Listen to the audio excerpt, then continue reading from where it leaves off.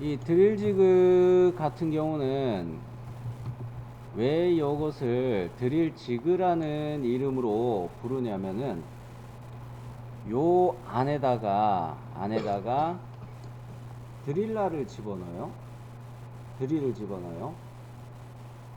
드릴을 집어넣는데 여기에 가공 제품이라는 게 요렇게 꽂힙니다. 요것이 여기에 꽂힌다는 얘기죠. 이 가공 제품에 보면은 11파이라고 이렇게 설명이 되어 있죠. 그러니까 여기 안에다가 11파이 구멍을 뚫기 위해서 드릴을 집어 넣어서 가공 제품에다가 11파이 구멍을 빵 뚫어주게 잡아주는 장치예요. 그렇게 사용하는 장치예요.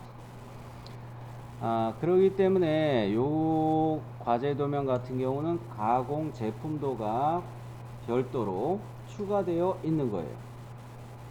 요거는 작성해서 제출하는 게 아닙니다. 이 드릴 지그를 작성할 때, 드릴 지그를 만들 때 요거에 관련되는 형상들을 참조하면서 만들어 줘야 돼요. 특히나 여기 26이라는 요런 치수들도 나중에 주의를 하셔야 되겠고, 요 26이라는 치수가 왜 중요하느냐, 가공 제품이 요렇게 날개가 있게 요렇게 딱 낑겨지는 거예요. 여기 홈이 보이죠? 홈이, 평면도에 홈이 보이죠? 거기에 이 가공 제품의 26이라는 요 간격에 맞춰서 이 홈에 끼워지는 거예요. 자, 그러면서 이 가공 제품이 아주 중요하다는 거 기억해 주시고, 얘네들은 먼저 3차원 형상으로 한번 살펴보면 요런 형식으로 생겨 있는 겁니다. 요런 형식으로 조립이 된 애들이에요.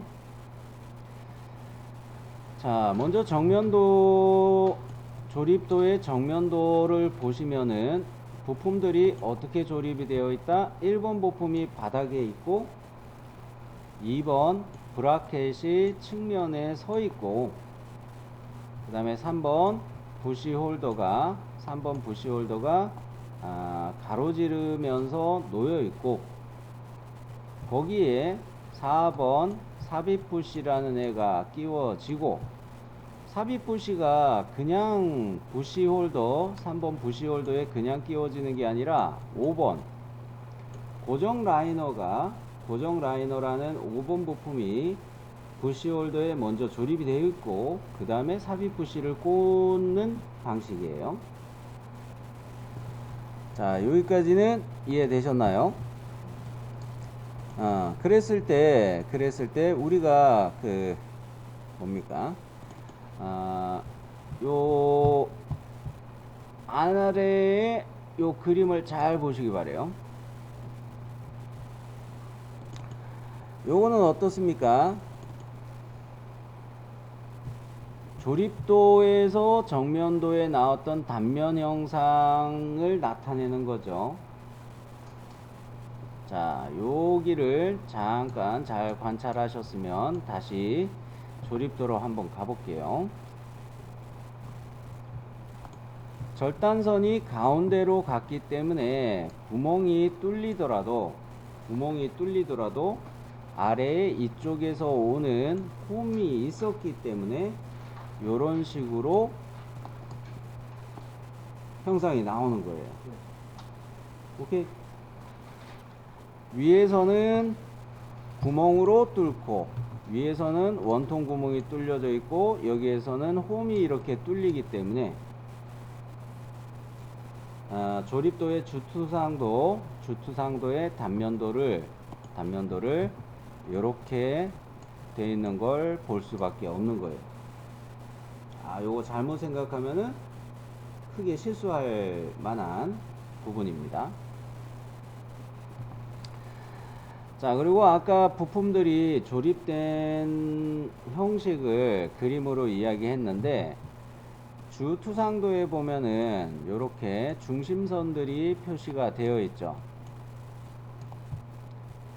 요 중심선들이 왜 표시가 되어 있을까요? 그죠? 이렇게 볼트를 조립하는 자리를 상관선으로 설명을 하고 있는 거죠. 그리고 이 중심선은 어떤 거를 의미하는 거겠어요? 나사에 대한 것도 의미하는 거고, 맞춤핀 구멍도 의미하는 거예요. 이해되셨죠? 또 좌측면도에도 요거 이야기 되고 있는데, 좌측면도 거는 이렇게 이야기할까요? 여기가 맞춤핀에 대한 이야기였고, 가운데에 물체의 기본 중심선을 나타내기도 하면서 이렇게 중심선이 쭉 가로지르고 있잖아요. 볼트에 대한 중심선이기도 하고 물체의 기본 중심선이기도 하고, 좌우에는 맞춤핀 구멍이 표시가 된 거고, 맞춤핀 조립되는 게 표시되는 거고. 자, 이런 것들이 왜 필요할까요? 베이스 부품 1번 부품하고 2번 브라켓은 이렇게 볼트로 조립이 된 거죠. 근데 볼트로 조립이 될 때 1번 부품에 앞나사가 나 있더라도 오차가 좀 존재합니다. 여기에 수나사, 볼트에 수나사가 조립된다고 하더라도 약간의 유격이라고 해야 될까요? 그런 게 있어서 볼트를 조립하면서 보면 여러분이 볼트가 약간씩은 흔들리는 걸 볼 수가 있어요. 만져보면은. 그렇기 때문에 요거도 오차는 좀 있습니다. 그래서 중요한 부품이에요. 얘가 삽입 부시에 부시 홀더가 가운데에 볼트로 2번 브라켓하고 조립이 되잖아요. 그런데 위아래에 맞춤핀이라는 구멍을 꽂는데, 이 맞춤핀은 축 기준 끼워 맞춤으로 가기 때문에 중간 끼워 맞춤이 적용이 돼요. 중간 끼워 맞춤이 뭘까요? 응? 틈새만 있어요? 잼새만 있어요? 틈새만 있는 건 홀공 끼워 맞춤이고, 중간 끼워 맞춤은 틈새도 있고 잼새도 있고 동시 발생할 수 있는 거죠. 이런 맞춤핀과 같은 경우는 중간 끼워 맞춤인데, 이런 거를 잼새도 발생할 수 있고 틈새도 발생할 수 있는 거를 위아래다 이렇게 꽂아주는 이유는 뭘까? 위치 결정을 하기 위해서 그래요. 위치 결정. 아까 이야기했죠? 볼트로 체결하는 경우는 약간씩의 틈이 있어가지고 오차가 있다고 그랬어요. 근데 얘네 두 개를 꽂아놔서 위치 결정을 하고, 볼트는 부시 홀더 3번 부품하고 2번 부품의 결합을 가능케 하고, 이런 식으로 구성이 된 거예요. 맞춤핀이 위치 결정을 하고, 볼트가 3번과 2번에 결합을 하고. 근데 얘 위치가 왜 중요할까요? 부시홀더의 위치가 왜 잘 잡히는 게 중요할까요? 부시홀더가 약간이라도 뭐 이렇게 틀어서 조립이 되면 고정 라이너나 삽입 부시나 다 이렇게 엉뚱한 자리에 조립이 되겠죠. 그러면 베이스 부품에 이렇게 가공 제품이 요 홈에 맞춰가지고 꽂아져 있다고 했을 때, 드릴로 구멍 뚫으면 요 위치 그냥 빵 뚫리는 거 아니에요. 그죠? 그러기 때문에 요거를 설계할 때 드릴이 제대로 위치를 잡을 수 있게 하기 위해서 아, 2번 부품하고 3번 부품하고는 볼트로 조립하더라도 요 양쪽에 있는 맞춤핀들은 중간 끼워 맞춤으로 해서 젬새가 생길 수도 있다는 건 뭐예요? 옷 틈새나 이런 게 없다는 거죠. 억지 끼워 맞춤 정도로 간다는 거죠. 젬새가 있고 또는 헐거움도 가능한 거죠. 중간 끼워 맞춤이니까. 그죠? 그러면서 요게 좀 힘들더라도 요렇게 위치 결정을 하기 위해서 정밀도를 좀 높이는 중간 끼워 맞춤으로 해줬다. 그러면 얘 위치가 잘 잡히는 거 아니에요. 부시홀더의 위치가 잘 잡히는 거죠. 그 상태에서 이제 드릴을 마음 놓고 이 안쪽 구멍으로 넣어 가지고 가공 제품이 요 밑에 있을 때 드릴 구멍을 빵빵 뚫어 줄 수가 있는 거겠죠. 이해되셨나요? 오케이? 네. 자, 그러면 전체적인 형상에서 얘가 도대체 뭔가 그런 부분이 아직 있을 것 같아서 전체적으로 조립되어 있는 상황을 좀 보여드리려고 해요. 이 삽입부시에서 자, 요거를 처음 조립할 때 어떻게 조립할까요? 그렇죠. 고정 라이너에다가 요 원통 구멍에다가 이렇게 동심하게 맞춰서 끼워 넣겠죠. 근데 요거를 끼워 넣고 난 다음에 얘가 뒤로 툭툭 빠져나오면 어떻게 되겠어요? 물론 이게 서로 중간 억지 끼워 맞춤으로 되어 있습니다만 고정 라이너하고 삽입 부시하고 억지 끼워 맞춤으로 되어 있어서 나중에 얘가 이쪽으로 이탈하지 못하게 끼워 맞춤을 그렇게 설계하기는 하지만 이렇게 이탈하지 못하게 막아주는 게 요게 멈춤새라는 애예요.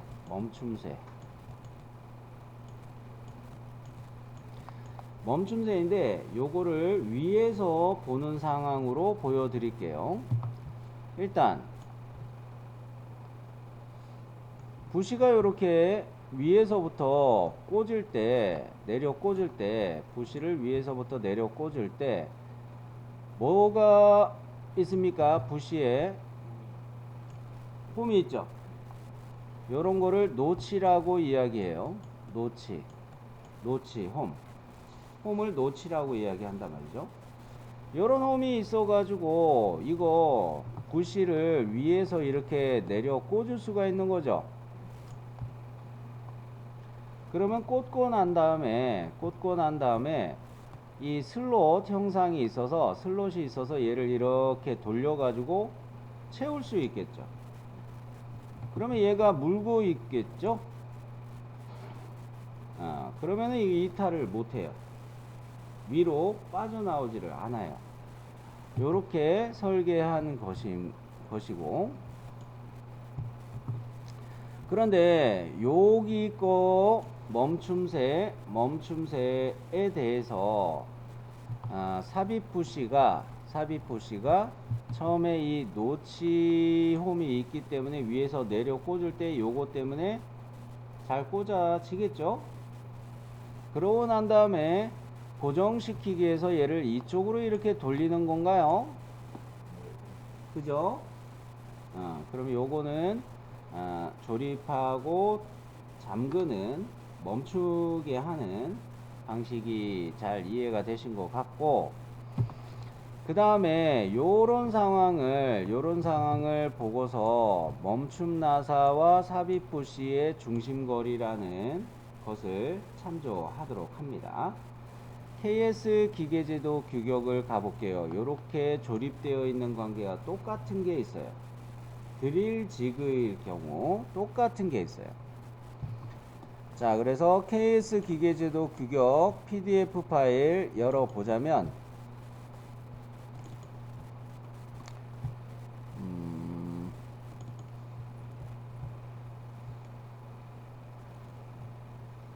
44항이었나? 아마 그럴 거예요. 44. 부시와 멈춤새 또는 멈춤 나사의 중심거리 및 부착 나사의 가공치수 44항이 있고, 그 앞에 지그용 부신이 뭐 요런 거 항목들이 42항까지 더 있습니다. 일단 44항을 가볼게요.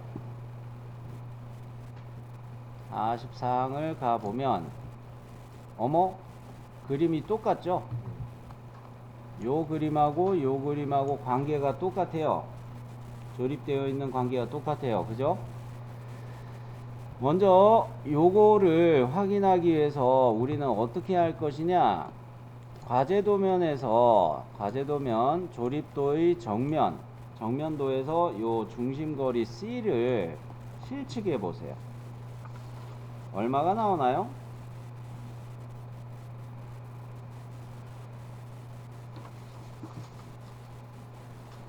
얼마가 나와요? 20. 맞아요. 그러면 여기에서도 C에 20이라는 치수를 찾을게요. 자, 아이고, 또 가려졌네. C가 20이라는 게 딱 위에서, 어디 갔노? C의 기준치수 위에서 하나, 둘, 셋, 넷, 다섯 번째 보면은 20이라는 게 있죠? 그러면 요거에 맞춰서 D2라는 거를 한번 봅니다. D2라는 항목이 있는데, 이 D2라는 항목은 30으로 나와 있어요. 규격에서도 보면은 이 부시의 지름을 D2라고 표현하고 있고요. 그러면 나는 이거 실측하는 게 아니에요. 삽입 부시에 D2를 실측하는 게 아니에요. 뭡니까? 중심거리가 20으로 실측되고 리스트에서 중심거리 20이 확인이 됐으면 요거 따라서 그냥 D2가 30으로 결정 난 거예요. 그런 다음에 D1을 한번 봅시다. D1은 뭔가요? 요거죠. 삽입 부시의 구멍이죠. 삽입 부시의 요 구멍 D1이 리스트 상에서 보면 이거 정해져 있지 않아요? 그죠? 10초가 12 이하 요렇게 돼 있습니다. 10초가 12 이하 요렇게 돼 있어요. 그리고 가공 제품도에 보면은 뚫어주는 구멍이 몇 파이로 돼 있습니까? 11파이로 돼 있어요. 가공 제품도에. 가공 제품도에는 이게 11파이 뚫어주는 구멍이다, 이런 이야기가 있어요. 그랬었죠? 그러면은 나는 이거를 10초가로 갈 것이냐 12 이하로 갈 것이냐 해서 어떤 수치를 선택할 것이냐. 11로 선택하면 어떤 문제가 생길까? 가공 제품에 11파이 뚫는 거니까 11로 선택하면 어떤 문제가 생길까? 드릴이 꽉 끼겠죠. 드릴을 이 구멍 안에다가 빈번하게 넣었다 뺐다 해야 되는 거 아닙니까? 그죠? 가공 제품에다가 11파이 구멍을 뚫는다고 해가지고 11파이 드릴을 사용할 텐데, 이 삽입 부시의 구멍이 11파이로 돼 있으면 오더가도 못하죠, 사실. 그죠? 그러기 때문에 어느 정도가 괜찮을까? 이거 11로 결정하는 게 좋겠네요. D1을 11로 결정하는 게 좋겠네요. 편하게 작업할 수 있게. 이해됐어요? 그러면 요거는 보는 방법이 이해가 되셨을 것이고요. 요 관계는 부시홀더 작업하실 때 C라는 값 3번 부품이 부시홀더를 투상할 때 C라는 중심거리 값 이거를 가장 주의하셔야 되고, 그 다음에 이 밑에 그림이 여기를 확대한 것이다, 이렇게 생각하셔야 돼요. 44항에 여기 나사의 그림, 나사가 꽂혀 있는 그림, 거기에 앞나사 부만 확대해서 그려 놓은 거다, 이렇게 생각하셔야 돼요. 자, 그러면은 여기에다가도 역시 부시 홀더에다가 제가 X 표시한 여기에다가 앞나사부를 설계해야 될 텐데, 그 앞나사부에 대한 이야기들은 여기 나와 있는 거예요. D11하고 L11 여기에 나와 있는 거예요. 부시 홀더를 작업할 때 여기 언급을 다시 할 겁니다. 일단 44항에서는 뭐를 확인한 거예요?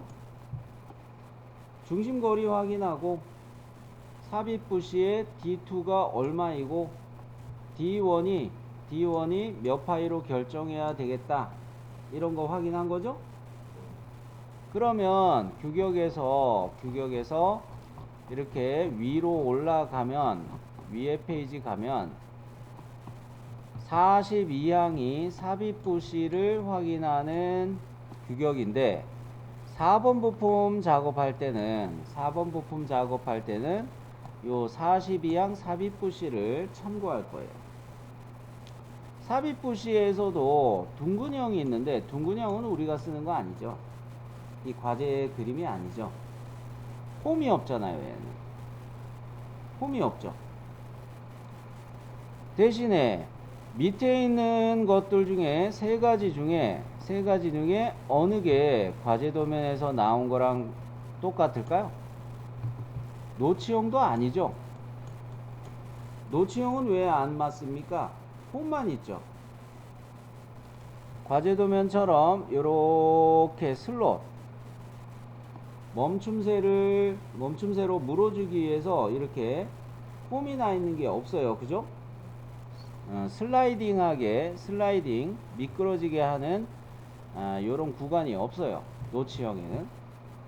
그럼 우회전 노치형하고 좌회전 노치형하고 관찰해 보면 물림새가 물어줄 수 있게 요런 형상이 그려져 있죠.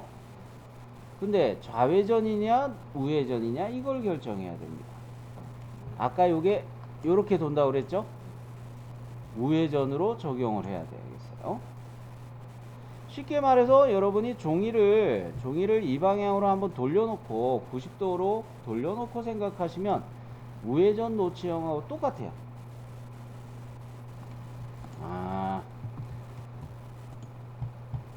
쉽게 말해서 이 과제 도면을 회전시켜 보면 종이 요거를 싹 이렇게 돌려보면 이게 우회전 노치형하고 모양이 너무 똑같은 거예요. 그죠? 종이 도면을 이렇게 돌려보면은 더 잘 확인이 됩니다. 이렇게 미끄러지는 부분이 있고 노치 홈이 이렇게 나 있고 이게 우회전하고 똑같은 거죠? 그러면 43항에서 4번 부품 부시를 작성할 때 참고할 거고요. 자, 그러면 요런 규격들을 확인할 것이다 라는 거를 먼저 살펴봤다면 이제 투상 시작합니다. 어느 부품부터 투상을 시작한다고요? 베이스 부품부터 투상을 시작할게요. 평면도를 보면은 요렇게 조립도의 평면도를 보면은 요렇게 빨간색으로 1번 부품의 바깥 둘레를 표시했어요. 보셨죠? 자, 주투상도인 조립도의 정면도를 보시면 여기가 부분 단면으로 되어 있고요. 그리고 여기가 파선으로 표시가 되어 있습니다. 파선으로 이렇게 표시가 되어 있어요. 파선으로 표시된 자리가 어느 부분일까요? 평면도에서 제가 검은색으로 덧칠하고 있는 이 면을 나타내는 것이죠. 그죠? 2번 브라켓하고 1번 베이스하고 조립하는 면이죠. 딱 닿는 면이죠. 자, 거기에는 뭐가 꽂힌다고 했어요? 볼트가 꽂힌다고 이야기했죠. 근데 이 볼트를 어떻게 확인을 해야 되지? 여기에 부분단면이라도 있으면 볼트에 수나사 바깥지름 측정해서 M 몇이라고 확인이라도 하겠는데 지금 그럴 수 있는 방법이 없죠. 그렇지 않아요? 그죠? 그렇다고 KS 기계제도 규격에 가보면은 미터 나사에 대해서 이야기할 때 바깥지름하고 이런 거만 미터 보통 나사 이야기할 때 나사산에 대한 이야기만 좀 나와 있어요. 볼트가 어떻다 이런 거는 없어요. 이 말을 왜 하는 겁니까? 볼트의 머리라도 직경을 확인해서 사용하는 수나사의 호칭지름 알아낼 수도 없다는 거죠. 규격대로 하면. 그러면 뭡니까? 다시 여기로 가서 이야기할게요. 44항에 보면은 여기에 꽂는 나사가 중심거리가 20이라고 했을 때 가려졌네. 중심거리 20이라고 했을 때 M5라는 거를 D10 M5라고 요거 사용한다 이렇게 설명을 해놨죠. 이게 포인트입니다. 여기에 M5를 이용해서 조립한다. 이제 거의 풀었어요. 뭐냐? 여기에 사용한 볼트의 머리 직경하고 여기에 사용한 볼트 머리의 직경하고 여기 머리의 직경하고가 세 가지가 다 똑같아 보이지 않아요? 좌측면도는 조금 더 커 보입니다. 네, 출판사 실수예요. 맞아요? 그러면 이거 왜 이런 걸까? 같은 볼트들을 주로 사용해야 조립하는 사람들 입장에서 혼돈을 안 하죠. 그죠? 여기에는 M5를 썼는데 요거는 기분 좋아서 M4를 쓰고 여기는 또 기분 나빠서 M3을 쓰고 이렇게 막 설계해 하겠어요? 만약에 이렇게 설계해 놨다면은 작업자들이 현장에 가면은 볼트들이 막 쌓여있는 통이 있어요. 거기서 볼트들 다 끄집어 내가지고 종류별로 가져와서 부품과 부품을 조립할 때 여기 나사에 이 앞나사에 이게 맞나 하고 볼트를 또 끼워 보면서 조립을 해야 되죠. 그러다 영 엉뚱한 거 조립이 잘 안 되는데도 억지로 끼워 넣고 조립했다 그랬다가 오작동하면 어떡하겠습니까? 그런 실수를 피하기 위해서 가급적이면 설계할 때 연결하는 부품들을 대부분 같은 호칭 지름의 볼트를 권장하는 겁니다. 권장하는 거예요. 그러면 요 나사가 44항 멈춤 나사와 삽입 부시의 중심 관계 거기에서 요것이 M5이다 확인이 됐으면 나머지 3번 부시홀더하고 브라켓하고 조립하는 것도 M5가 되는 것이고 그리고 2번 브라켓하고 베이스 1번 하고 조립하는 것도 M5로 결정이 되는 것이에요.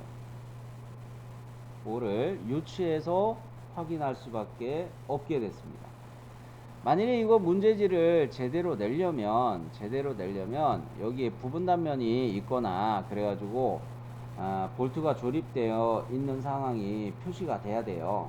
그래야 순하사의 바깥재름 재가지고 여기 무슨 볼트를 썼다 확실하게 표시할 수 있겠죠. 요런 거는 이제 시험 보고 왔던 사람들이 기억을 더듬여서 그려놓은 거를 정리해서 출판사 측에서 정리해서 이렇게 하는 경우들이기 때문에 요런 부분에서는 좀 미스가 있었다고 봅니다. 자, 그러면 요거 조립하는 볼트가 2번하고 1번 베이스 부품하고 조립하는 볼트가 M5라는 거는 알았는데 이 조립면에서 볼트를 끼우기 위한 채우기 위한 암나사부의 깊이는 얼마로 가야 될까? 부분 단면이 없으니까 이것도 못 알아보죠. 암나사부의 깊이는 10으로 그냥 가시면 돼요. 무난합니다. 무난해요. 볼트 길이를 유추해서 신경 쓰고 이러려면 머리 아픕니다. 그냥 넉넉하니 10의 나사산 깊이를 적용해 놓으면 뭐 볼트가 좀 짧게 체결돼도 뭐 괜찮은 거죠. 그죠? 이 암나사산의 깊이가 너무 얕아 가지고 볼트를 체결할 수 없게 되느니 그냥 10으로 암나사산의 깊이는 넉넉하니 베이스에다가 뚫어주는 게 좋겠어요. 요거는 배경 설명하는 게 되게 많죠. 자, 그러면 여기에서 또 이 홈은 왜 나 있는 걸까요? 베이스의 요 바닥 홈은 왜 나 있는 걸까요? 왜 내야 될까요? 맞아요. 찌꺼기들이에요. 찌꺼기들. 자, 이 드릴지그에서 부시홀더의 안내 역할에 의해서 드릴이 이렇게 들어와 가지고 가공 작업을 할 거 아닙니까? 그러면 이 밑으로 가공 제품을 빼내고 난 다음에 칩이 쌓여요. 칩. 여기서 칩이라는 건 뭡니까? 쇠 조각을 이야기해요. 그죠? 이 칩이 쌓이는데 이게 계속 쌓이면 안 되죠. 그렇기 때문에 이렇게 관통하는 홈을 하나 내주고 에어를 한번 불어주면 칩이 쌓여 있다가도 이게 공기의 컴프레셔로 오는 공기를 한번 쫙 불어주면 이게 날려가겠죠. 그렇게 하느라고 이런 홈이 있는 거고요. 평면도에서는 가려져 있어서 잘 안 보이지만 뭐에 가려져 있어서 3번 부시홀더에 가려져 있어서 여기가 안쪽이 파선으로 표시되어 있죠. 수문선으로 표시되어 있죠. 그것이 왜 있는 겁니까? 요것이 왜 있는 거예요? 가공 제품의 면이 이렇게 맞춰서 꽂히게 하려는 폼이에요. 그죠? 근데 가공 제품을 왜 맞춰서 끼워야 될까? 이게 그냥 뭐 편하게 가공 제품 이렇게 원통 형상 날개 있는 상태로 그냥 꽂히면 아무 문제 없지 않아요?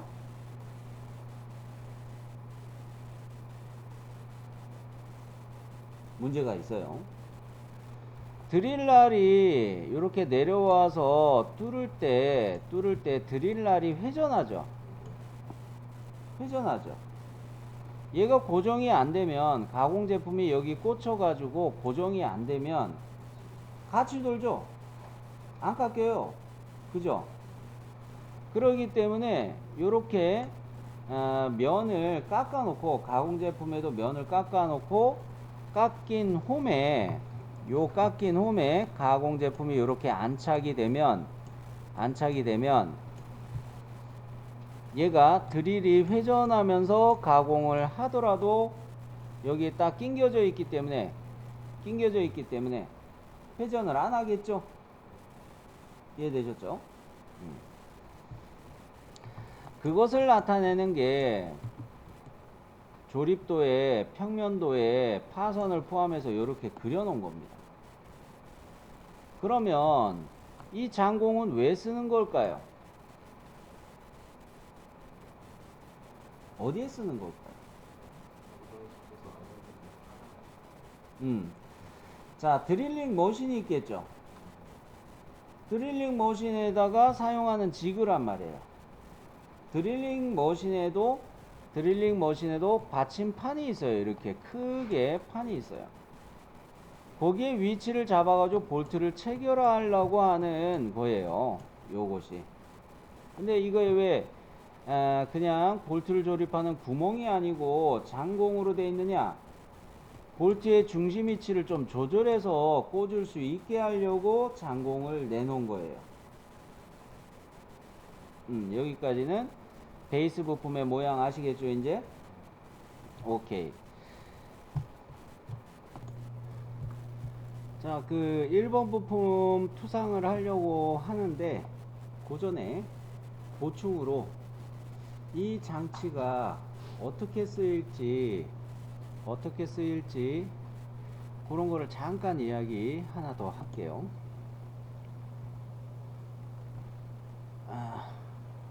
광고 영상 진짜.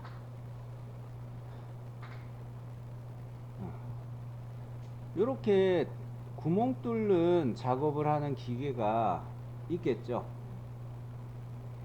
요렇게 구멍 뚫는 작업을 하는데 이거 위치를 이렇게 맞춰주는 게 힘들어요. 예를 들어 지금 이것도 이 장비도 자동으로 이렇게 위치를 이렇게 맞춘다 이거죠. 그죠?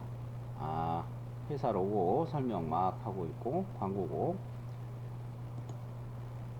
자, 요것을 이렇게 구멍 작업을 하기 위해서 이 머신의 위치를 이렇게 회전시키고 이렇게 한다는 거죠. 그런데 구멍 뚫는 자리를 결정하는 게 어렵다는 거예요. 그런데 요런 데다가 요런 지그를 얹어 놓으면, 그랬을 때 요 체결하는 위치를 조절할 수 있게 장공이 뚫려 있으면 요런 데에다가 드릴 지그를 얹어 놓고 구멍 가공하는 가공 날이 이렇게 쭉쭉 내려올 때 위치를 쉽게 결정할 수 있으면 좋은 거죠. 그런 용으로 사용하는 게 드릴 지그인 거예요. 이해되셨죠?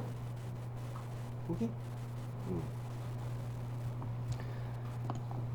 그러면은 이런 장치는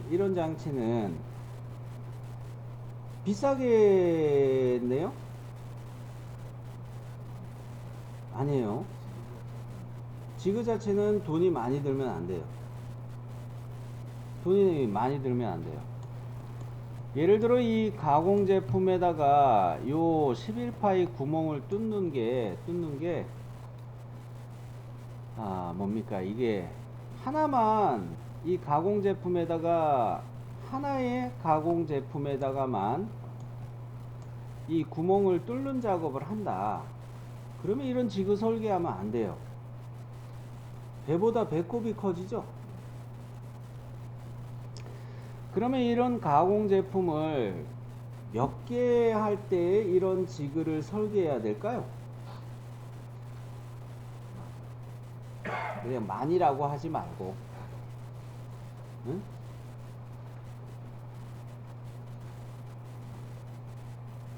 몇 개 정도 그냥 감으로 한번 이야기 해봐요.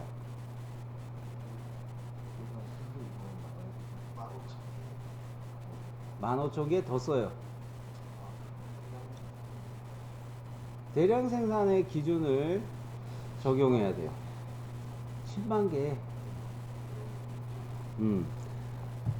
그런 이야기를 어디에서 우리가 이야기할 수가 있냐면 치공구 요소 설계에서 그런 이야기를 할 수가 있습니다.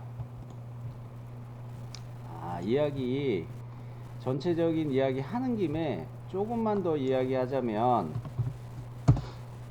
학습 모듈에서 이 치공구를 사용하는데 개수 대량 생산의 개수 이야기가 여기 있죠. 치공구를 매우 필요로 하는 상태가 몇만 개를 할 때 10만 개 이상일 때, 대량 생산일 때 치공구를 설계해 가지고 사용하는 게 필요해요. 중량 생산은 2500개에서 10만 개 이하, 소량 생산은 2500개 이하, 여기에서는 치공구 설계하면은 배보다 배꼽이 더 커지는 거고요. 중량 생산에서는 치공구 사용해도 좋고 아니어도 좋고 좀 애매하죠.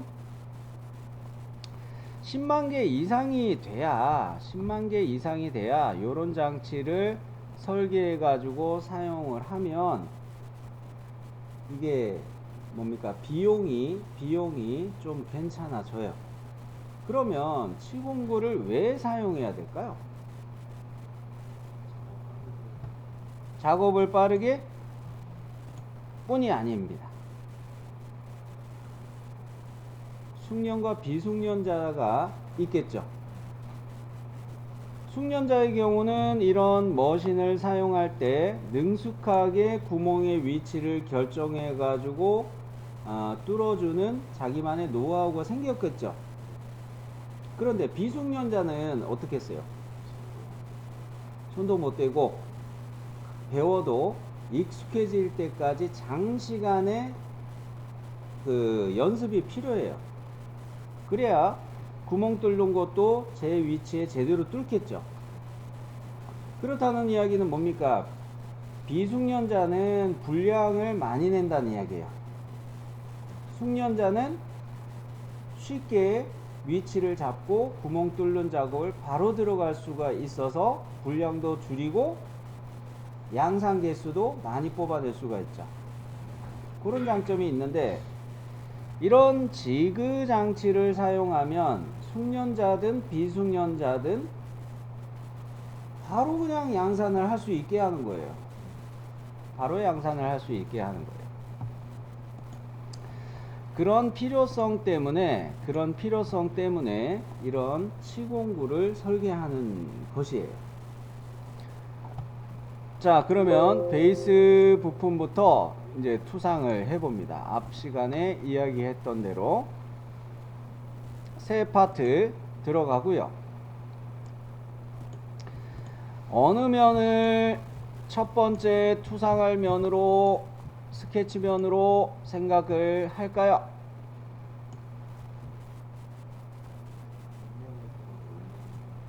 윗면에서 올리는 게 좋아요. 그래요. 평면도를 참조하면서 이런 영상을 윗면 평면에다 그려가지고 돌출 보습에서 이렇게 올리는 게 좋겠죠? 자, 그러면 스케치 평면을 윗면 평면으로 해서 갑니다.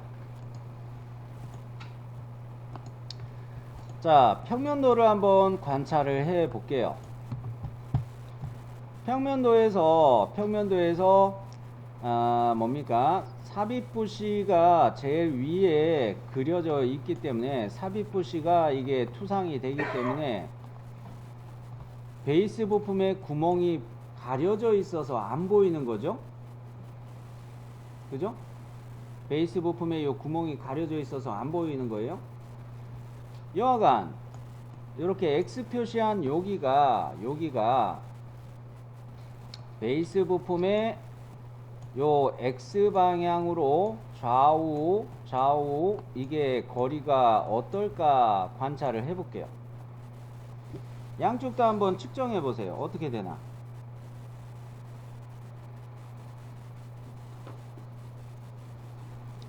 사공씩 나오지 않아요? 좌우 대칭이네. 그죠?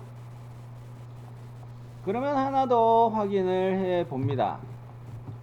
여기를 기준으로 요렇게 값을 한번 확인을 해 볼게요. 얼마 나온다고요? 48 나는 4구로 보고 싶은데 49 49로 나오고 여기는 밑에를 측정할 수가 없죠. 하단선이 표시되어 있어요. 자, 단 여기를 또 보면 여기에서도 이렇게도 한번 더 봅시다. 확인 차원에서 한번 더 보자는 거예요. 여기는 어떻게 되어 있어요? 이게 문제예요. 출판사에서 이 투상을 다르게 해놨어요. 그죠? 자, 이러면은 우리는 이게 일단은 상식적으로 생각했을 때 요쪽 X방향으로 이렇게 거리값이 같은 좌우대칭으로 이 형상을 생각했겠다라고 유추했고, 위아래로도 대칭 형상이겠다 이렇게 유추하고 있는데, 문제는 이렇게 평면도에서는 49가 나왔고 여기에서는 50이 나왔다. 이럴 때 뭘 기준으로 가야 될까 이거예요. 잘 보시면은 요게 또 뭐가 틀리냐면은 요 두께 있죠. 베이스의 두께가 정면도의 두께하고 또 달라요. 그죠? 자, 정면도의 두께는 이게 정면도니까 출판사에서 이거는 잘 만들었겠죠. 여기에서 실수를 했겠다 이런 생각이 들어요.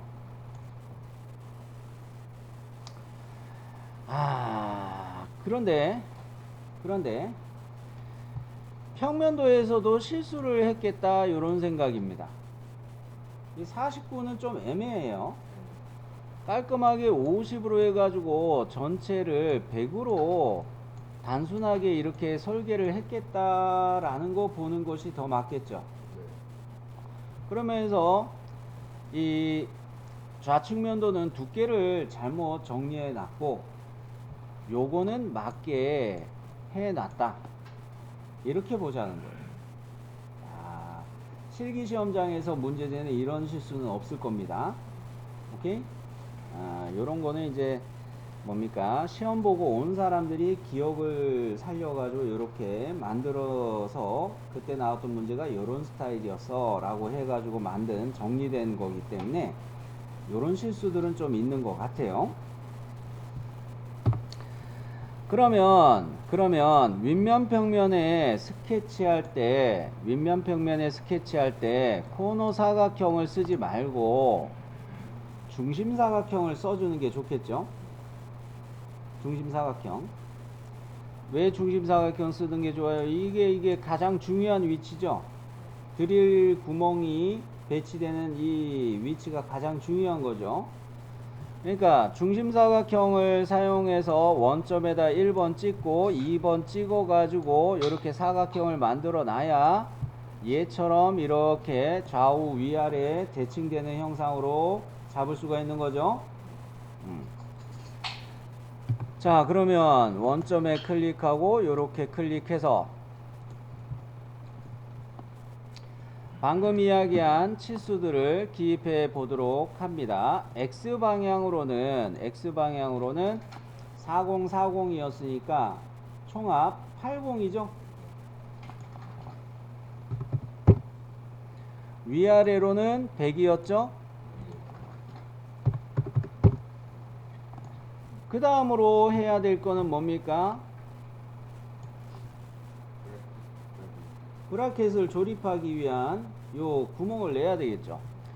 코너 사각형을 요렇게 1번 2번 그려 가지고 해 놓고 과제 도면에서 여기를 한번 실측해 볼게요. 얼마라고요? 평면도에서는 이거 안경을 또 안 바꿨겠네. 반올림으로 보는 게 좋겠습니다. 그죠?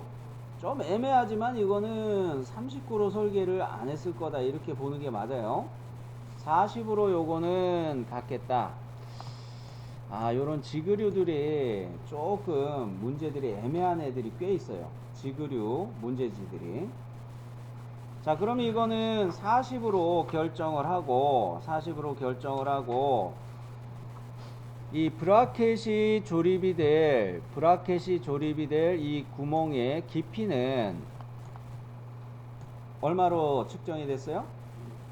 18로 측정됐으면 요거는 좋아요. 그럼 코너 사각형을 이렇게 잡아놓고 40과 18을 맞추도록 해볼게요. 자, 요렇게 대충 찍어 놨어요. 얘의 자세를 결정해야 되겠죠. 위아래 대칭이 잡혀야 될 거 아닙니까?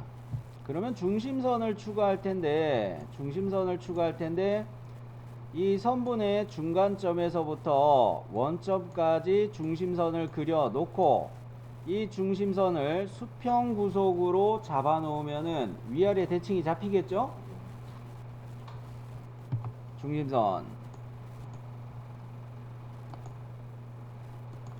이렇게 잡아 놓고 얘를 수평으로 갑니다. 그러면 얘가 위아래 대칭이 됐죠? 굳이 대칭 구속을 주려고 애쓸 필요가 없어요. 이렇게 중심선만 잘 잡아도 위아래 대칭이 잘 잡히고, 요거 됐으면 이제 요소 잘라내기 지능형으로 건들면 주고 하면 되겠죠. 지능형으로 요런데 툭 건들고 해가지고 요선만 남기면 되겠네요. 지능형으로 정리합시다.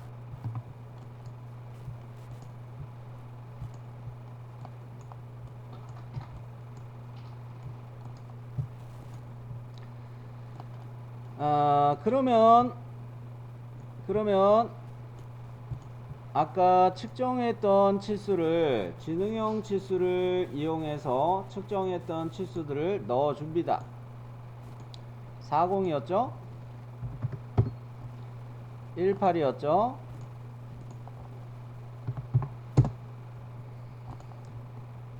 자, 주로 저는 덩어리를 만들고 그 다음에 구멍들을 뚫자 이런 이야기를 하지만 요거 그냥 돌출컷 하지 말자. 구멍가공 마법사에서 요렇게 장공 뚫는 기능이 있어요. 근데 그거는 비교로 이따가 이야기를 그냥 해드릴게. 지금 여기에서는 실측해서 이 구멍 영상을 스케치에 포함하는 게 좋겠어요. 여기다가 한꺼번에 돌출을 하자는 이야기죠. 구멍 영상도 한꺼번에 그려가지고 돌출을 하자는 이야기예요. 자, 일단은 얘 위치를 생각해 봅니다. 위치를 생각해 봐요.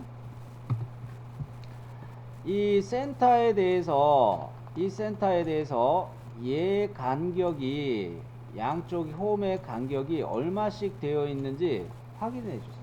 이것도 좌우대칭이라고 그냥 추측하고 가지 마시고 먼저 측정을 해 보고 가시기 바래요. 선을 연장해서 그어 놓고 보시면은 얘가 20 요렇게 떨어져 있는 거를 확인할 수 있을 거예요. 그죠? 그러면은 뭡니까? 아까 이게 총 80이었죠. 중심거리를 마저 재보면 요것도 10이 나올 거예요. 그럼 남는 치수가 얼마입니까? 10이 되죠, 여기가. 그리고 Y방향으로 이 센터의 거리가 얼마 떨어져 있을까? 또 10이죠. 그러면 이 구멍에 지름을 또 확인해 보면 요건 또 얼마로 나와 있을까? 요것도 10으로 측정이 될 겁니다. 자, 그런데 이거는 좌우대칭이라는 거를 내가 알고 있는 거죠. 좌우대칭이라고 알고 있는 거죠. 그런 면에서 여기는 나중에 구멍을 뚫을 거예요. 구멍 형상을 잡을 거예요.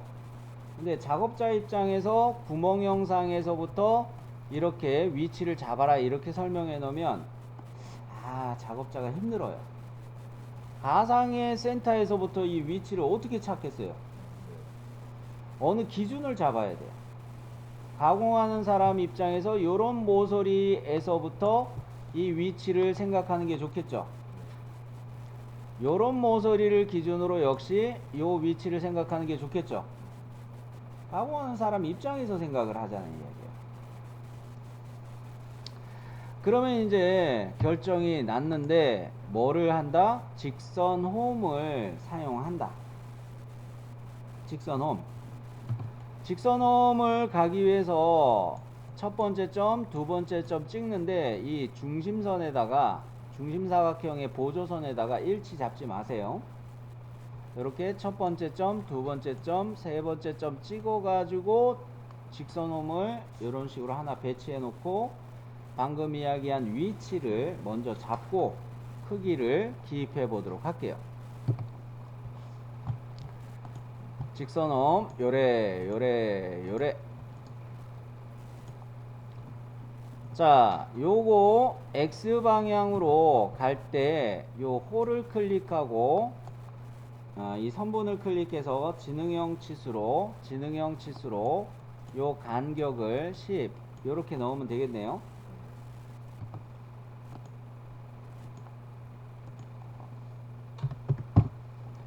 그 다음에 앞서 이야기한 것처럼 요 보조선이 이거 과제도면의 중심선이었죠. 요 선분에 대해서 또 요렇게 10 넣어줄 필요가 있겠고, 그러면 Y방의 위치 잡히죠.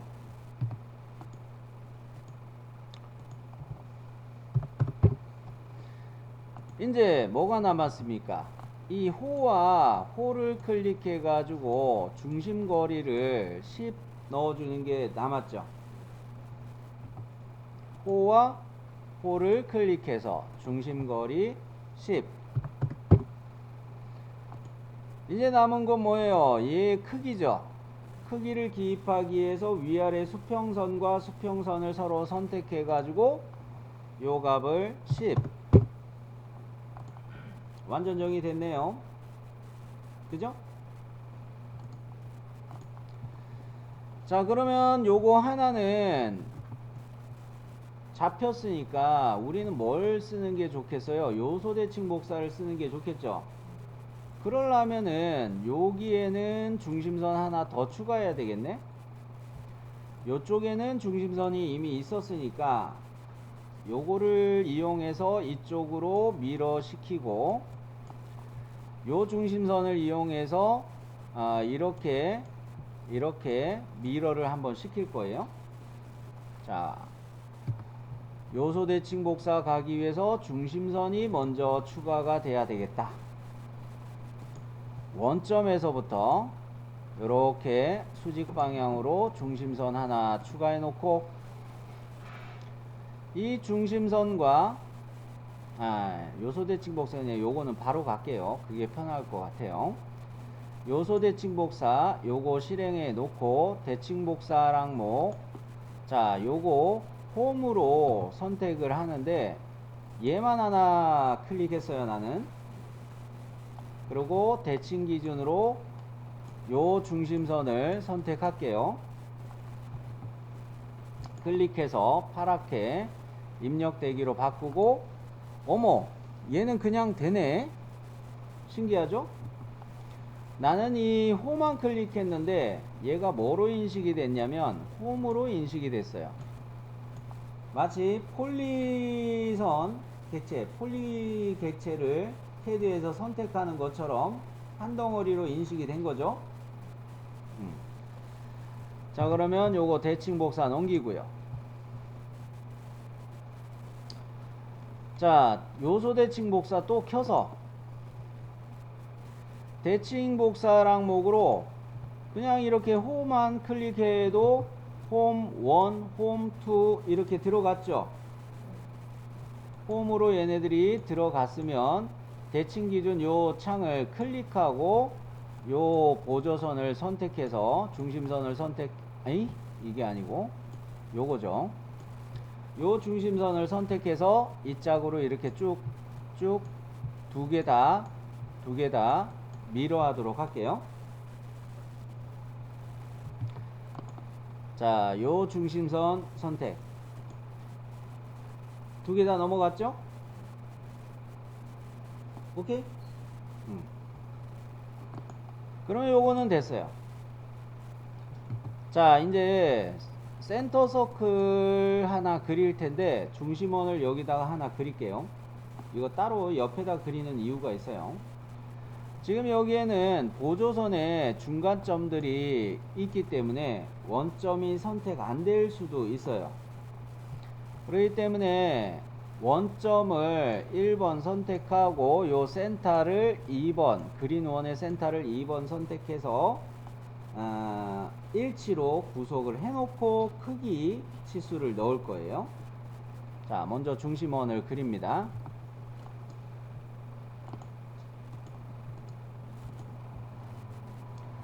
디자인 트리에서 원점 선택했어요. 그 다음에 다중 선택으로 원의 중심을 선택했어요. 일치 구속 넣을 수 있죠.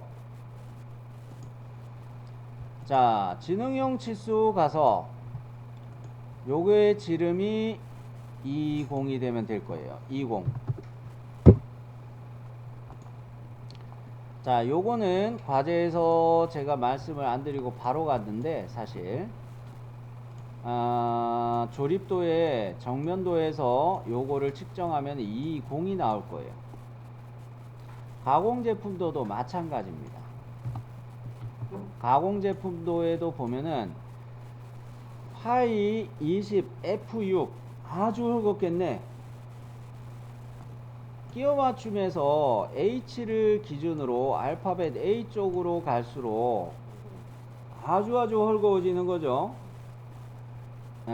G가 그 다음에 있었고 그 다음이 F가 있고 E가 있고 뭐 그런 식이겠죠.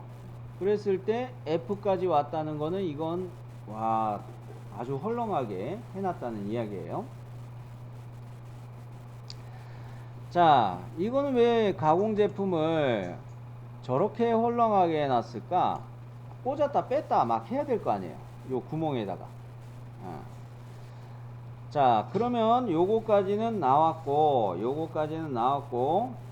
자, 얘를 가지고 돌출 보스 베이스 할 준비는 됐습니다. 못따기는 나중에 할 거예요. 피처 명령에서 못따기 할 거예요. 자, 얘를 돌출 보스 베이스 18 블라인드 형태로 18 돌출 방향은 당연히 윗면 평면에서 위쪽으로 올라가겠죠. 자, 스케치 문제 없나요? 오케이.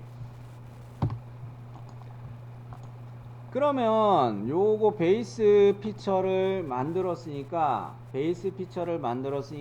저장을 먼저 해야 되겠죠.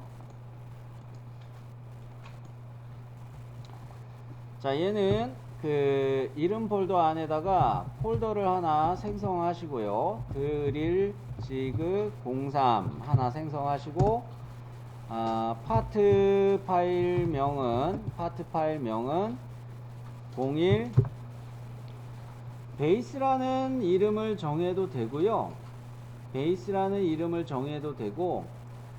그냥 플레이트라는 이름을 정해도 돼요. 바닥판이라는 형식으로 가도 돼요. 과제도면 프린트에서는 요걸 베이스라고 해놨는데 부품명을 굳이 베이스가 시험장에서 잘 생각이 안 나면 플레이트로 가도 된다는 거죠. 플레이트가 무슨 뜻입니까? 판이라는 뜻이에요. 얘가 판처럼 생겼잖아요. 그죠? 자, 그런 식으로 이 부품명을 정해 주겠습니다. 나도 드릴 지그 폴더를 하나 만들고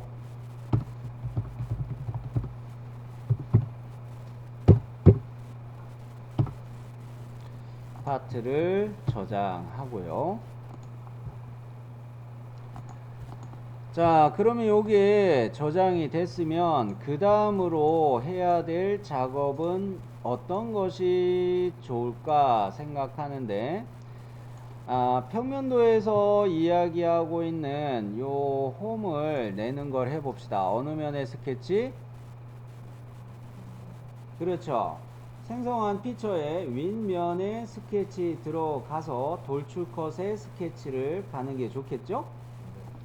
자, 그러면 요 면에 스케치.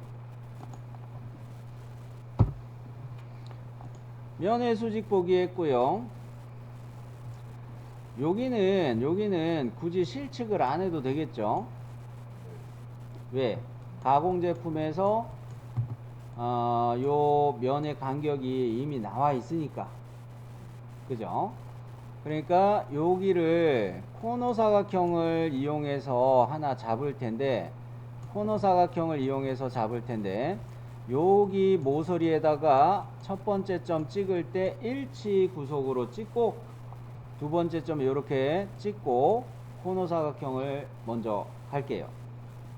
그리고 위아래 대칭으로 잡아놓고 26이라는 치수를 이 홈에다가 26이라는 치수를 마저 넣을 거예요.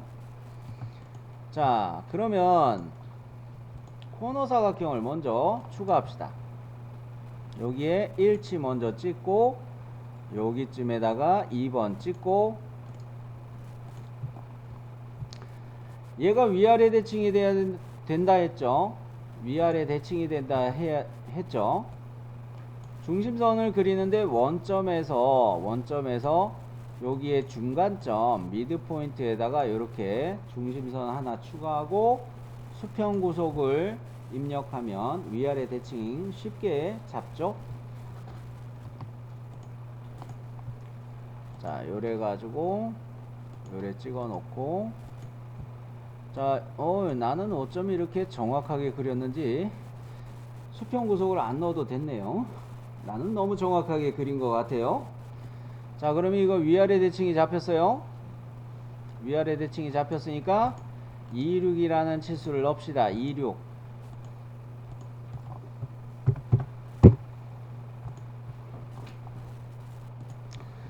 그 다음으로 과제도면에서 평면도를 참조해도 되겠고요.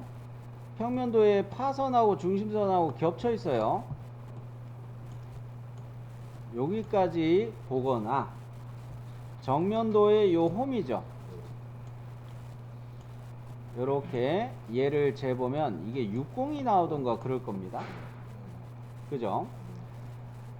자, 그러면 요거를 60으로 요 모서리에서 여기까지 60으로 치수, 지능형 치수 넣어줍니다. 얘에서 얘까지 60.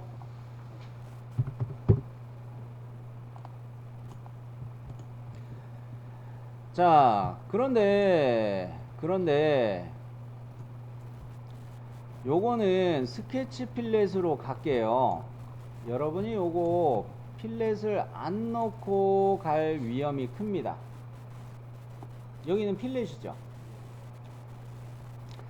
자, 요 선에서부터 필렛이 시작되는 부분을 여기라고 가정을 하고 측정을 해보세요. 얼마 나오나요? 5번 아닌데? 8 나오지 않아요? 8 정도 나와야 되는데? 자, 여기 선을 잘 보시면, 이게 원래 제도법에서 이렇게 가면 안 되지만, 여기 직선하고 꺾이는 부분하고가 좀 길게 되어 있어요. 거기 중간에서부터 요 선까지 간격을 다시 재보세요. 8로 나올 겁니다. 근데 원래 파선을 그릴 때는 꺾여지기 전에 요게 잘리고 그 다음에 호 형상으로 파선이 가야 돼요. 요렇게 그려주는 게 맞는데 여기는 제도법하고 좀 안 맞는 거죠. 어쩔 수 없습니다. 그냥 여기가 좀 기니까 중간 정도가 직선에서부터 호로 전환되는 거가 같이 그려졌구나, 이렇게 보시는 수밖에 없겠어요. 제도법으로 이야기하자면 이렇게 직선 구간이 끝났을 때 끊고 그 다음에 호로 이렇게 가야 돼요. 이런 식으로 간격을 띄우는 게 원래는 맞아요. 근데 뭐 그런 거는 뭐 넘어갑시다. 자, 그랬을 때 나는 이 이야기를 왜 먼저 했느냐, 여기에다가 필렛을 피처 명령으로 여러분이 잘 안 넣을 수가 있어요. 그래서 스케치 필렛을 요 꼭지점 두 군데에다 넣는데 필렛 반경은 8로 넣자는 이야기죠. 8 꼭지점, 알았어. 자, 중간점 구속이 풀린다 뭐 어쩌고저쩌고 이런 이야기를 계속 하는 거예요. 상관없다. 구속 코너 유지 체크되어 있는 상태에서 확인 가시면 되겠어요. 자, 그러면 이렇게 반지름 8 적용이 됐습니다. 그죠? 그러면 요 폐곡선을 돌출 컷 아래로 파야 되겠죠? 블라인드 형태일 때, 돌출 컷 블라인드 형태일 때 요 깊이 값은 5였습니다. 깊이 값은 5였습니다.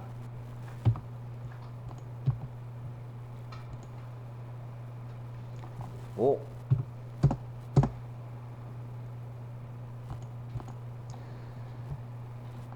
자, 이번에 또 해봐야 되는 거는 밑에 이거죠. 요거는 정면도만 보시면 안 돼요. 그죠?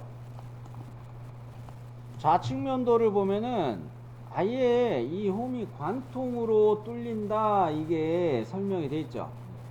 관통이 아니면 여기 모서리선이 하나 있어서 어디서 막혔다 이런 표시가 있겠죠. 근데 그런 말이 없고 얘는 그냥 이렇게 돼 있어요. 2번 브라켓 부품도 아래에 이 홈을 내야 되겠죠. 그러면 요거는 어디에서 스케치하는 게 좋을까? 요런 데서 그냥 스케치하면 좋겠네요. 요 면에서 스케치하면 좋겠어요. 요 면에 스케치. 자, 그런데 요거는 원점 위치를 기준으로 해가지고 요렇게 딱 뚫려야 되겠죠. 그러면 어떤 그리기 도구를 쓰는 게 좋을까? 중심사각형이 편하겠네요. 중심사각형 사용할 때 첫 번째 점을 여기 찍어 놓고 두 번째 점을 여기 찍어서 이런 식으로 중심사각형으로 가는 게 좋겠어요. 자, 중심사각형.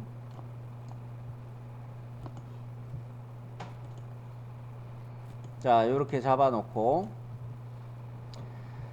자, 이거는 뭐 과제도면에서 좌측면도에 보면은 요 X방향 값이 있고 Y방향으로 이 홈의 깊이를 찾을 수가 있고, 그런데 Y방향의 깊이는 그 정면도의 깊이 값하고 요거는 똑같이 돼 있어요. 요거는 마침 또 똑같이 돼 있어. 그죠? 신기해. 자, 이거 깊이는 3이고요. 실측해 보면 그렇게 나오죠? 요거 X방향으로는 얼마 나오던가요? 그죠? 14로 보셨으면 잘 보셨어요. 오케이? 그러면 나는 무슨 이야기예요? 여기 모서리에서 이 선까지 간격은 3으로 잡을 거고, 이 선과 선의 간격은 14, 요렇게 잡겠다는 이야기죠.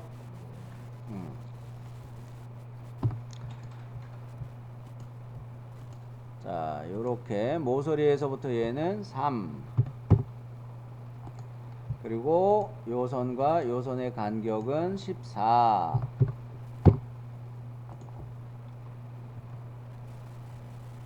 스케치 다 됐죠? 다 됐으면 요거는 돌출 컷을 가는데 블라인드 옵션 아니죠? 관통으로 쭉 가야 되겠어요. 다음까지 하면은 가운데 구멍이 있어서 거기 걸쳐져 버려요. 그러니까 아예 관통으로 빵 뚫어줘야 되겠어요. 관통. 그죠? 관통으로 이렇게 빵 뚫어줘요. 자, 그러면 여기까지 세이브. 여기까지는 잘 나왔어요. 잘 나왔어요. 그러면 이쪽에 구멍 가공 마법사를 위한 스케치를 할 건데요. 뭔 스케치? 구멍 가공 마법사를 위한 스케치는 뭐다?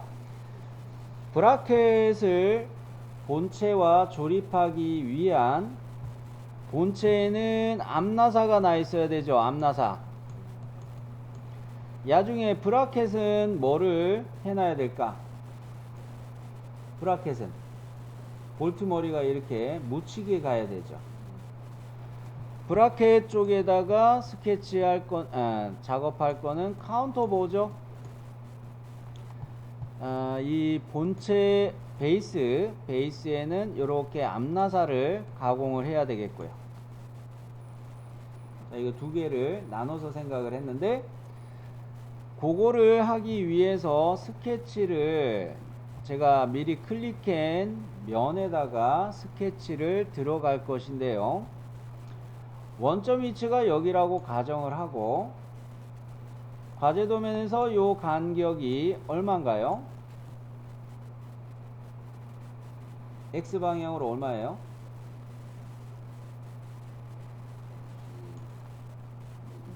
6이에요. 그래요. 그러면 바닥에서 얘까지는 얼마예요?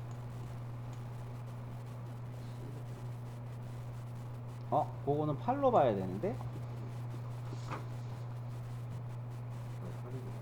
그죠? 나도 빨리 안경을 바꿔 껴야겠는데? 네, 8입니다.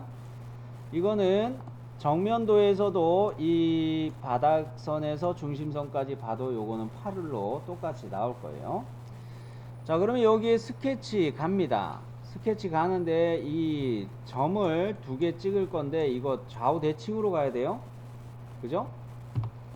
자, 그럼 요 면에 스케치 갑니다. 면에 수직보기 해놓고요. 좌우 대칭으로 잡아야 되니까 뭐부터 하는 게 속 편하겠어요? 중심선을, 그렇죠, 요렇게 세로 방향으로 중심선 하나 잡아놓고 점 스케치 가서 대칭 가는 게 좋아요. 자, 그러면 중심선 요렇게 하나 그려놓고 스케치를, 점 스케치를 요렇게 하나 찍어 놓고 점과 중심선을 다 선택해서 요소 대칭 복사로 넘겨버리면 편하겠죠?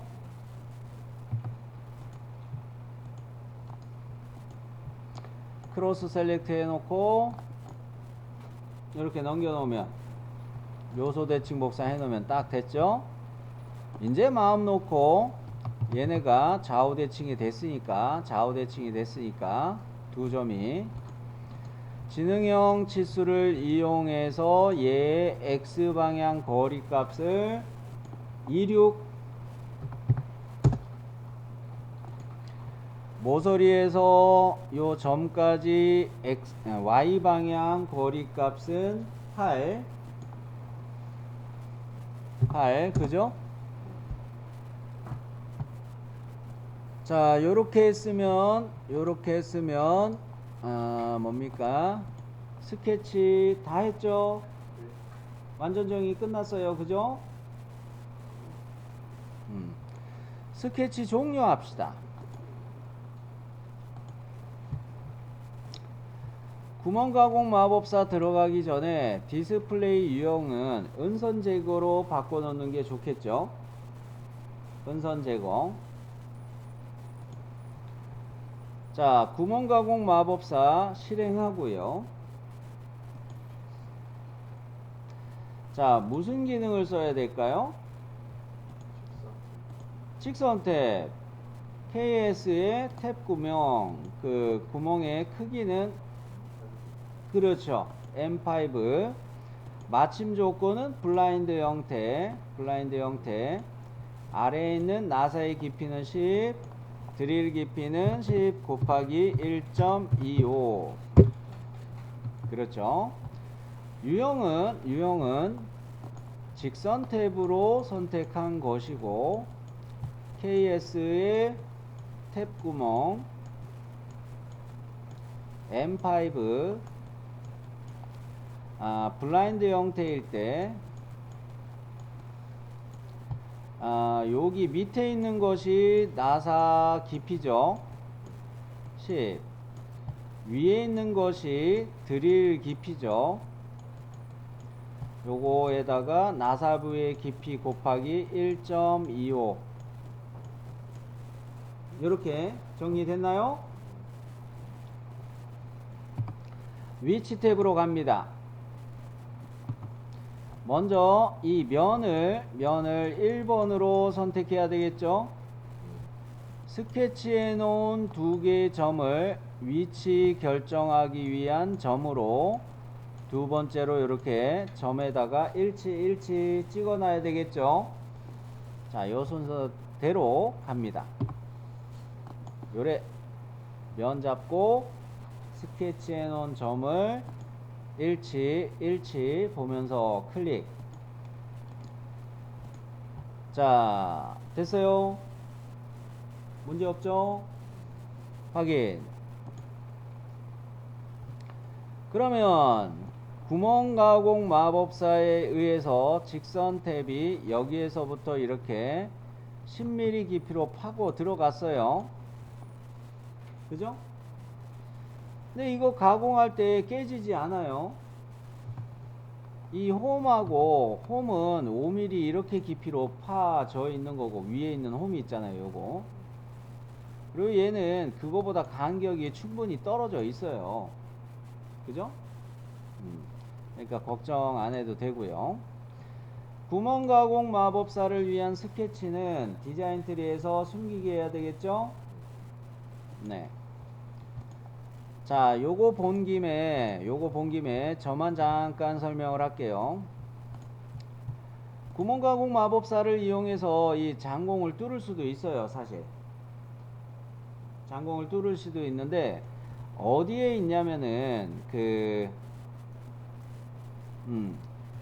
밑에 있는 이 홈이라는 기능이에요. 눈으로 잘 보세요. 이 홈이라는 기능을 사용하면은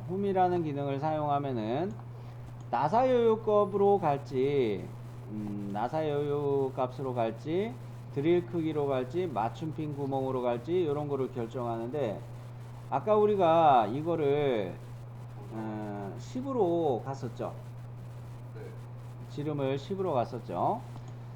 자, 그런데 이거를 10으로 가기 위해서는 이거 M8이나 이런 것보다 M10 정도로 정해주면 어떻게 될까? 10보다 커져요, 또. 그런 거에서 조절하는 게 문제가 생겨요. 나사 여유값이 뭡니까? 호칭 지름보다 크게 파지는 거예요. 그러면 이게 좀 헷갈린다 싶으면 아싸리 드릴 크기로 바꿔도 돼요. 현재는 이게 과제 도면이 좀 다르게 돼가지고 이런 이야기를 하는 거고, 구멍의 스펙에서 드릴 크기로 정해놓고 구멍의 스펙에서 얘를 파이 10을 이렇게 찾을 수 있단 말이죠. 이렇게 해놓고 홈 길이가 뭘까? 이 장공의 센터에서부터 센터까지 거리를 홈 길이라고 이야기하는 거예요. 여기가 10이었죠. 그러면 요거 10으로 넣어놓고, 마침 조건은 뭐 다음까지로 이렇게 잡아서 안쪽이나 뭐 이런 거 됐고.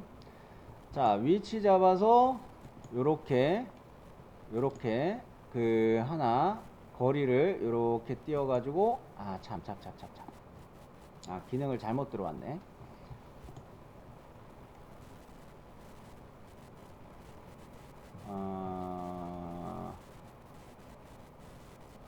잠깐.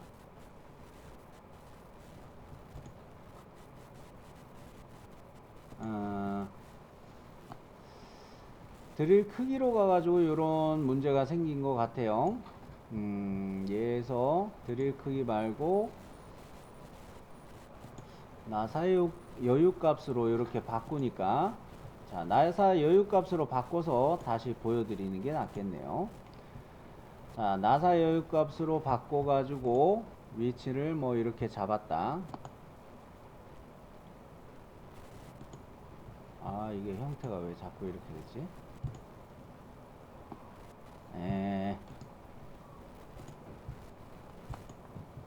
잠깐.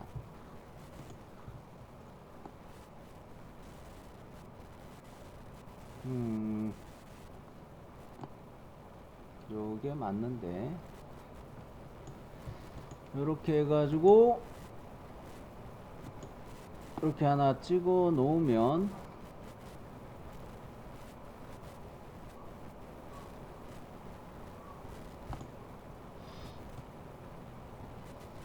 홈 길이가 제대로 나왔을 텐데.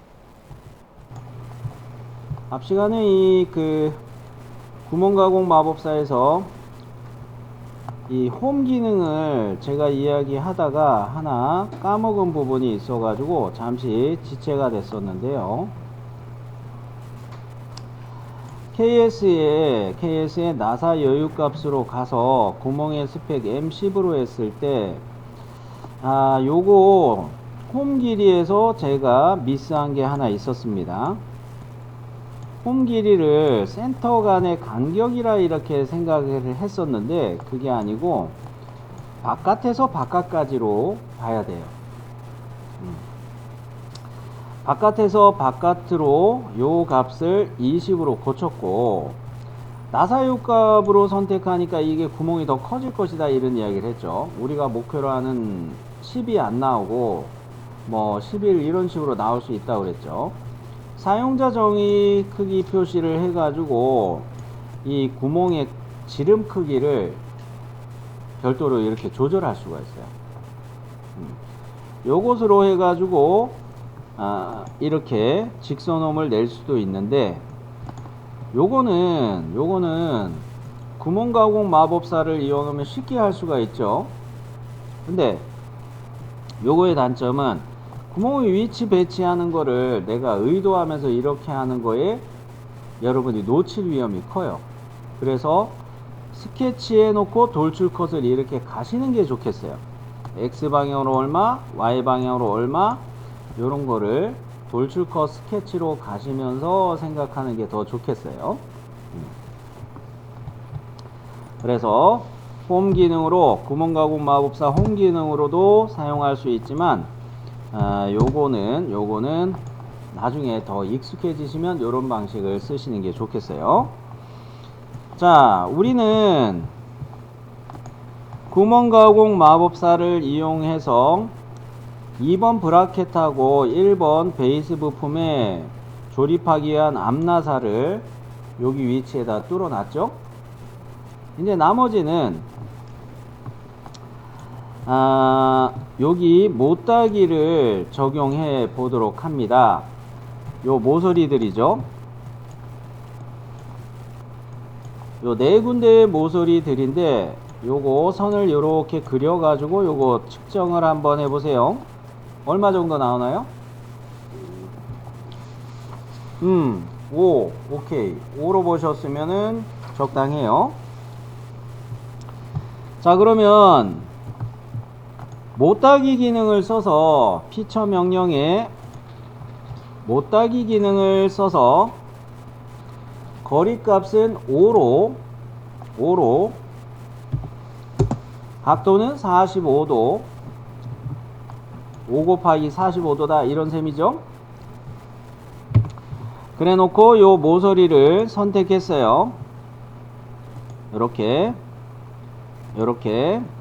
싹 돌려 가지고 여기도 한번 선택했어요. 되셨나요? 요렇게 못하게 다 잡으셨으면 됐고, 그 다음으로 조립 방향 못따기를 생각해 볼 건데요. 브라켓 부품이 이쪽에서 브라켓 부품이 이 방향으로 끼워서 들어오는 거죠. 그러면 여기가 각진 모서리로 되어 있으면 조립할 때 불편합니다. 이 빨간색으로 표시한 두 모서리는 1 곱하기 45도 들어가야 되겠죠. 그죠? 자, 못하기 또 갑니다.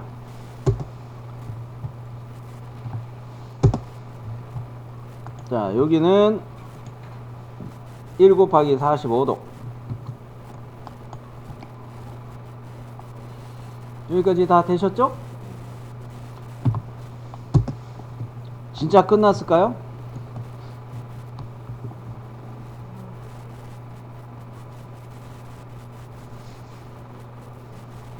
응? 석한씨 어디?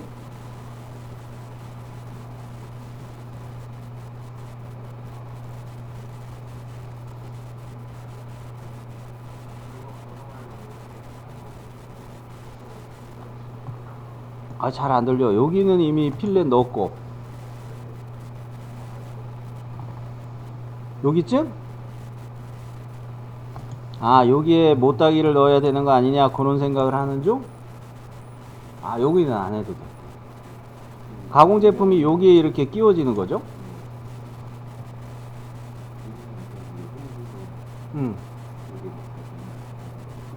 못따기, 여기에 못따기를 넣어야 되는 거 아니냐, 가공 제품을 꽂을 때. 근데 그게 못따기일까? 그렇죠? 정면도를 잘 보면 여기가 필렛으로 되어 있어요. 필렛으로 되어 있어요. 그런데 이 조립도에 보면은 딴 데는 필렛이 없어요. 거의 필렛이 없어요. 부품도들마다 거의 없어요. 요거는 측정해 보면 반지름 1로 봐야 되겠어요. 반지름 1로 측정해야 되겠고, 요거는 베이스 부품 1번 부품의 2D CAD 도면 작성할 때 반지름 치수를 바로 기입을 해야 되겠어요. 빼먹지 말고. 요거는 CAD에서 반지름 치수를 꼭 넣어야 되겠어요. 이거는 주소로 넘어가면 안 됩니다. 도시되고 지시 없는 필렛이 아니라는 이야기죠. 자, 그러면 요 모서리에다가 필렛 1 됐죠? 자, 요렇게 넣어 놨으면 이제 정말 빼먹은 거 없나?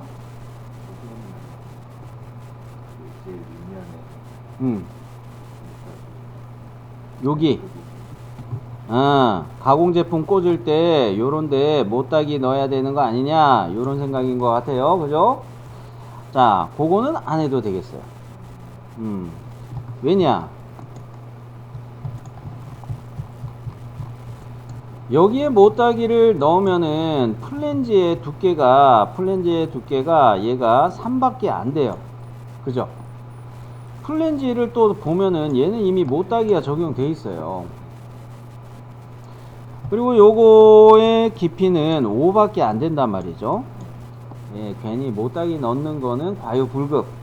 오케이? 네. 자, 그래서 여기 못따기는 안 넣어도 되겠고요. 자, 그러면 얘는 다 끝났습니다. 세이브.